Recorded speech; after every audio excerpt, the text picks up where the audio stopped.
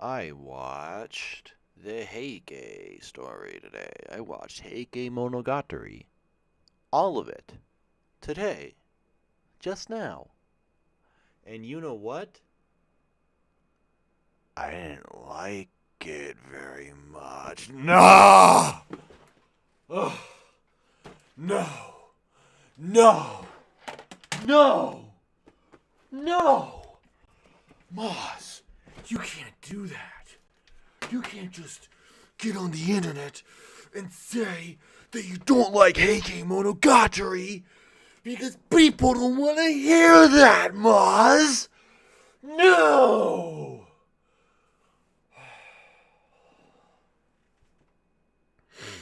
But you know what? I was kind of obligated to watch it because I'm presenting something for the R Anime Awards tomorrow. And Heike has something to do with that. Not that I necessarily needed it to do this, but I felt like I should. So, if you don't like the fact that I don't like Heike Monogatari, you should get mad at the R Anime Awards. And those guys. Yeah, fuck those guys. I'm just kidding. This is a joke. If you are affiliated with the R Anime Awards, please do not be offended. This is a joke. Also, thank you for the opportunity. I really appreciate it. Anyway, I'm saying that because what you get out of Heike is going to be what you put into it. I think. That's based on my own perspective, my own experience. Because I think you kind of have to have a desire to watch it, which is a silly thing to say. Because I think that kind of applies to most, if not everything. I think it's hard to just kind of put something on, an anime, movie, video game, music, whatever, and just not have a care in the world as to how it goes. You're just like, oh, I'm just gonna watch a thing and turn my brain off and disengage with it, and then come out having a way more positive experience. I think that would be pretty unusual. Doesn't happen. I mean, it can happen, but not often, from my experience, at least.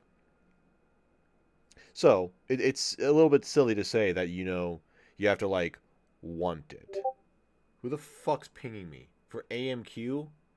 What server is this even from? Who pinged me? Fuck you! It's the R Anime Awards. That's who pinged me. Anyway, where the fuck was I talking about? Getting in what you put in. Getting from whatever. I say this because I think to appreciate Heike, you really have to engage yourself with this story. You have to really attach yourself to these characters.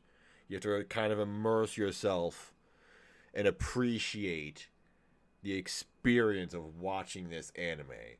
Whereas for me, where I was just kind of watching this just for a mark of progress on my anime list, I guess you could say I didn't do that. I didn't allow myself to be engaged with it that much. I will blame at least some of this on the show itself. It's not like, I don't know. I don't know. I feel like I feel like it has to have some sort of appeal to me in order for me to allow myself to be engaged with something, right? It's not like I'll just I'm not going into every piece of media going oh boy, I'm so excited to watch anime, yay! But Heike, I'm just yeah, I need to watch this show because this show's kind of popular, was talked about a lot. I feel like I should kind of know. I feel like I need to have an opinion on this, and that's why I'm gonna watch it. So don't take this as me being like, Heike sucks and you shouldn't watch it. It's bad. It is not Moz core. That is not a Moz classic. It is a piece of poo-poo. This is me saying you need to like be open to it. You have to be willing to like put in effort to appreciate it, basically, because it's a pretty serious story. Kind of demands your full attention. Not necessarily that it's like, not because it's confusing or anything, but just because, I don't know. I feel like it can be really easy to get lost in all the plot details because there's quite a few things going on, and like I said, it's a pretty serious story as well. No jokes allowed. No comics. No shit posts. No nothing. No one's memeing about. No one's posting out of context Heike Monogatari on Twitter. This is a very serious show, so take it seriously. But I guess I didn't. I guess I was just like, it's kind of boring. And then just kind of like went on autopilot for the next 10 episodes.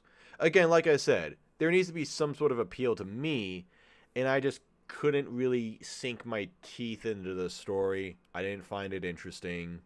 I felt like a lot of it was just kind of like war bad, classism bad, respect other people. That's a cool thing you should do, which are ideals that I believe in. I don't disagree with this story. I'm just saying it wasn't a very interesting story to me. The characters were pretty boring. B was like okay, but that's the best of it. Like, B was the best character, and she's just kind of all right. Everyone else is kind of a cardboard cutout to me. In my opinion, like I said, they didn't appeal to me very much. Now, that all being said, the main reason why this show is kind of popular is because of Yamada Naoko, the director of this anime. And maybe the hot take that I have is that I only seem to see people talk about Yamada Naoko when they talk about Heike Monogatari. It's not like I don't think I've seen anybody be like, "Oh yeah, this is a really great story and these characters and things like that," which might have to do with what is actually being adapted. This is a piece of classic literature, classic Japanese literature that is adapted. That's from the 13th, 14th century or something like that. It's a very very old piece of literature, so it's not like someone came up with this brand new story or anything like that, or it's like this recent manga adaptation, the cool new seasonal isekai fantasy, right? So maybe that's why people don't talk about the story all that much. But even then, it's like all the discussion I hear about this anime is just Yamada Naoko is so great, yay! Which isn't necessarily and I don't say this to disrespect her, because if anything, my favorite part about this anime was the directing. I think this is a very well directed, well presented anime, and I am a fan of Yamada Naoko, which is part of the reason why I was even somewhat interested in watching this, because I love K-On! Silent Voice is one of my favorite movies. Tomoko is also great. Not so big on Liz and the Bluebird, although I love the Hibike series. But, Yamada Naoko, great director, and Science Saru, interesting studio. And if you don't know who Yamada Naoko is, I'm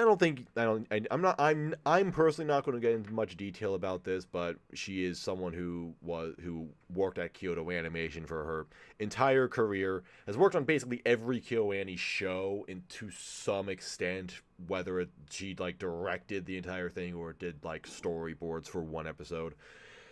But after the KyoAni fire, she apparently left the studio, bounced around, I think, from place to place, apparently directed the second OP for Kaguya-sama, which is interesting, but is now seemingly at Science Saru and did Heike Monogatari.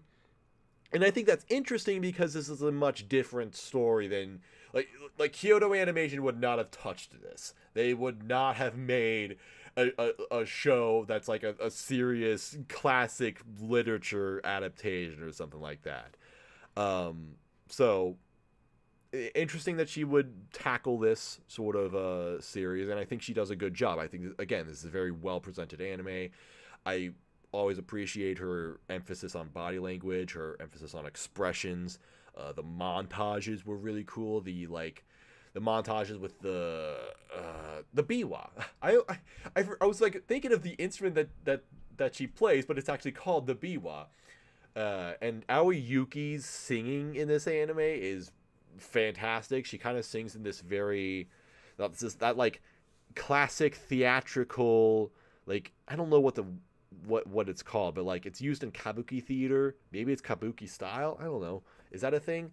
But you know, just this very odd way of singing, this very over the top theatrical way of singing that she pulls off incredibly well. Aoi Yuki's good. She's really good. So yeah, I think this anime is presented really, really well. So maybe that, but I got tripped on my own thoughts. My own brain is scrambled egg. Uh, yeah, directing is the best part about this anime. So no real complaints there, but that's also the only compliment I can really give it. It's like I guess it was nice to look at. It's a pretty nice. I mean, yeah, yeah, it was a nice anime to look at. I'll just leave it at that. But I didn't get into the story all that much. I didn't appreciate the characters all that much. It was just kind of yeah, a thing I saw and experienced, I suppose. But I don't regret it. It wasn't bad. Like it really wasn't bad. I just kind of felt nothing about it. I just thought it was a boring story. I would be interested in hearing more uh, opinions about this, seeing how other people reacted to it. If there are cool analytical videos about it, I would be interested in listening to them while I'm at work. Um, but again, don't take it from me. Just take it as a cautionary tale, if anything. That's about it. So that's anime number 403. What am I on? It's been a while since I've watched anime. I should probably do that more often.